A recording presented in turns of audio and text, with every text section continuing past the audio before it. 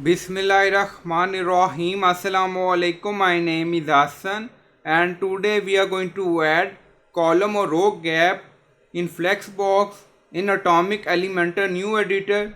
Before starting work, it's my request, please subscribe my channel. Thank you. Now back to our work. So we are using Elementor new layout. Now you see atomic element. So this is a flexbox and then you see edit flexbox. So click on it.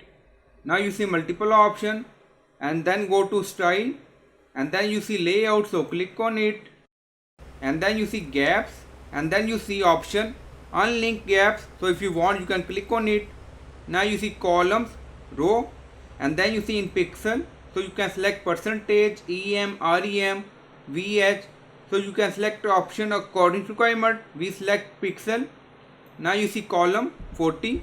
So when we add 40 in pixel in column, this value duplicate in row because this option selected. So when we click on it, then we add individual value in both column and row.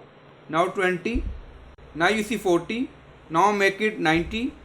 Now you see column gap increase in Elementor Atomic Editor and then click on publish.